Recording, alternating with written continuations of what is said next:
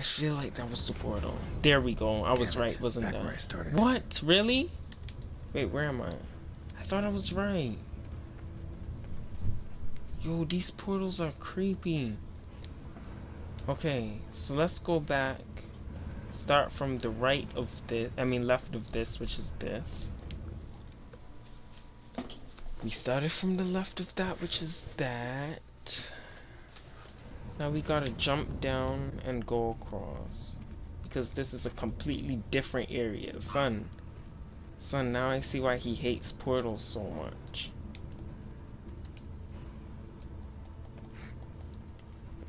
I think it's this. Don't quote me. Good. Alright, now to find the next portal. Now. Could be this. Could be this. Could be this. Could be that. Does the portal have to be on our level? Huh? To go a level higher, we have to be on the level just before it.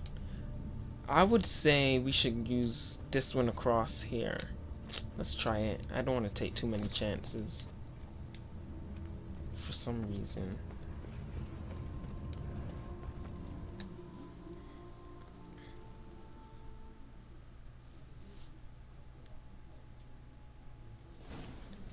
Lit. Wow. Must be where Moreau had his lab. I just had to do that. It's not too hard.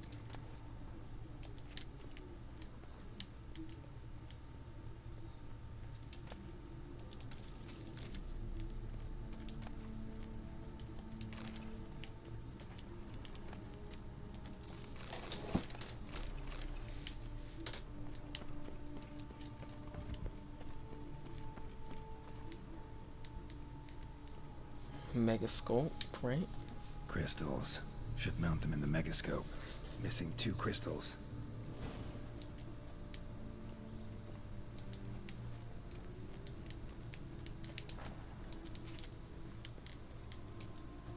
There's a crystal right here.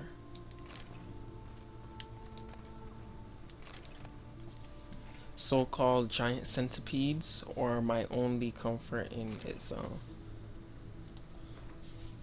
Dearly I have paid for my wrongs, being exiled from the beautiful deserts and steppes of offer to this hideous green country.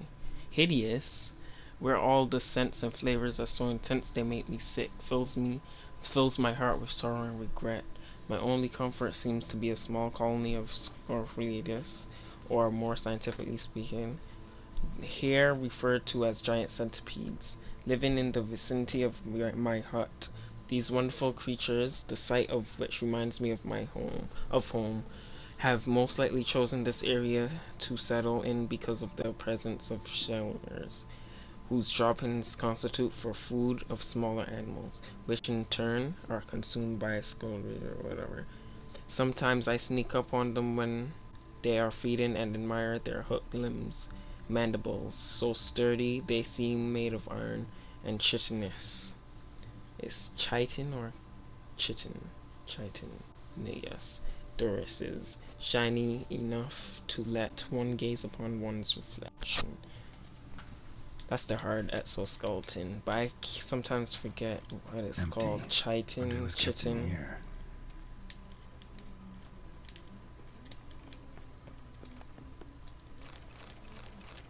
Chitin. No, it's not chitin, is it? It's chitin. Chitin, chitin. It's probably chitin. Mostly tomes on mutations and genetics.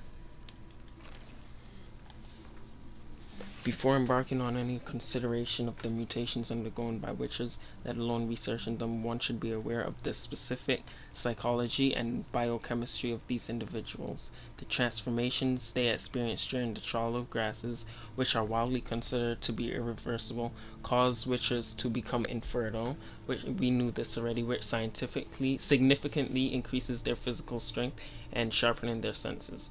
The processes also deprive witches of emotions and human reflexes, all we knew already. Although information about the trial of grasses and other transformations to which young adepts of witchercraft are subjected is strictly protected by master witchers and witcher sorceresses. Ludovic, Celsian, and Banard claims the Alubim of Grace, whatever, that's the centipedes basically, the strain of giant centipedes more commonly known as pale widows, constitute the basis of witcher mutagens. Really? However, all research confirming this theory has been lost. Now that is interesting. That is interesting. This could be a good quest. Something awesome may happen. Okay, we found one thing, Megascope crystal already. And there's the next one. Is that paper we could take up? No.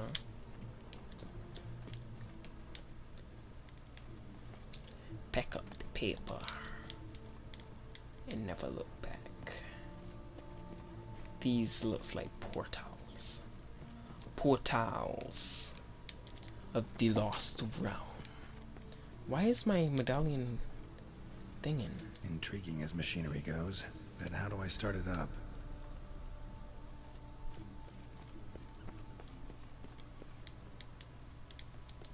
Oh Guessing my. this man didn't come here willingly.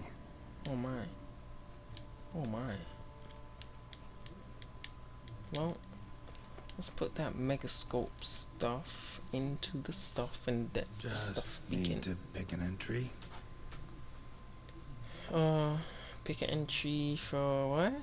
For what? Bruh. First entry.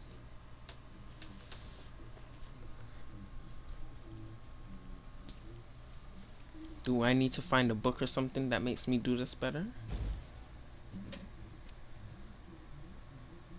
Oh, The 18th of Yule, year 1102. Today I begin my great life's endeavor, one greater and more significant than any I have thus far undertaken, for it relates to me personally, to myself and my son. When 15 years passed, a beast of the forest assaulted me.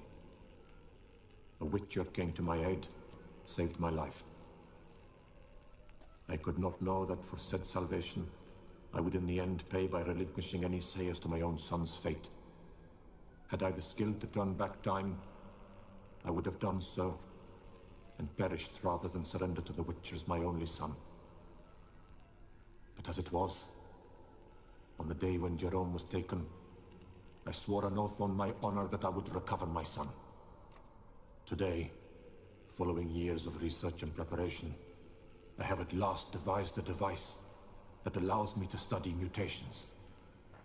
If the gods in their goodness grant me but a bit of favor, I shall find a way to reverse said mutations and restore Jerome to a normal life. So, Professor wasn't out to enhance Witcher mutations, wanted to reverse them. Wonder if he managed, and if there's anything in it for me.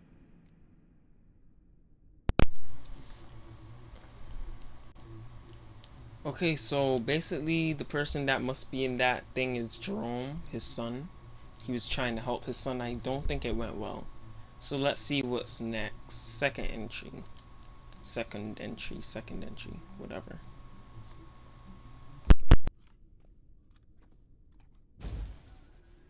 Observation 22.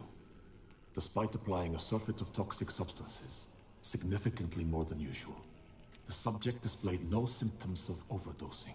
I believe this to be an effect of the mutations. Thus, a minor success. This mutation should allow Jerome better to tolerate toxicity.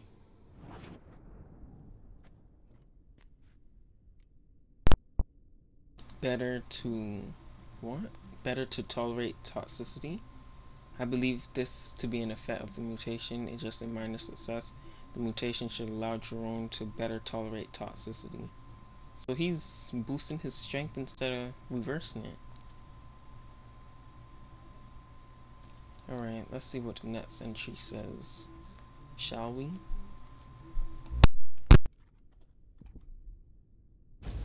Observation number 30.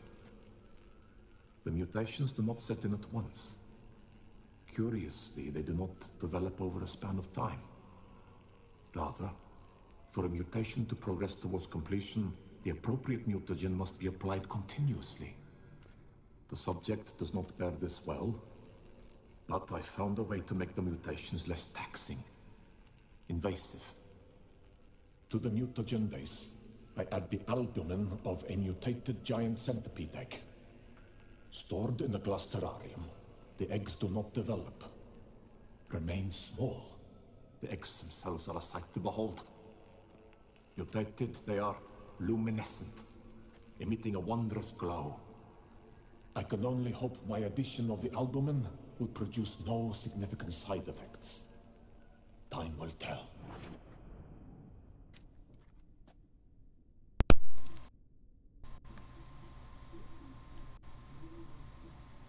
Okay, so let's go to the fourth entry.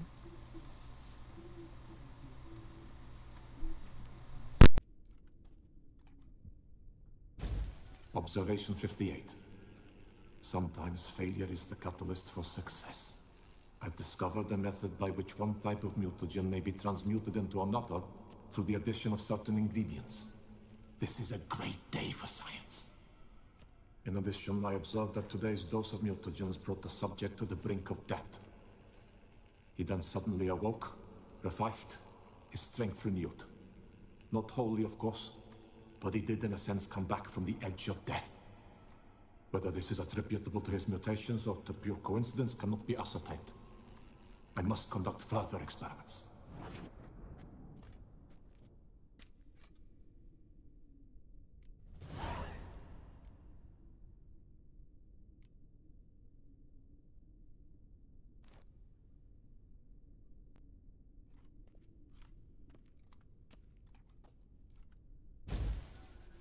Years of experiments, research, sacrifice, all for naught.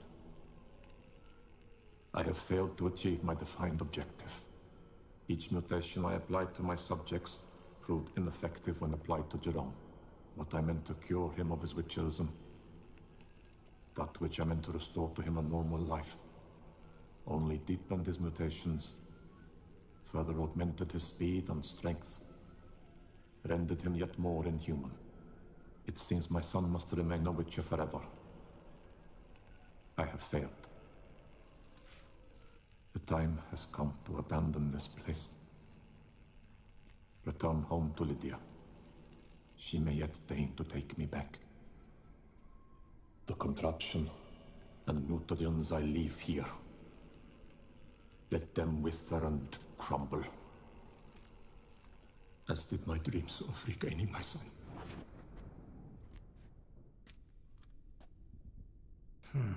So the professor wanted to reverse the mutation's effects. Ended up deepening them.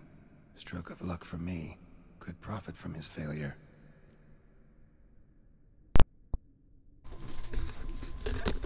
Okay. So apparently Geralt may want to get stronger instead, because that's apparently what this guy did to his son, made him stronger. Let's summarize. So, Professor tried to neutralize the effects of Witcher mutations. Only managed to enhance them, though. Used the albumins of giant centipede eggs as his mutagen base. Need to go on an egg hunt. Okay.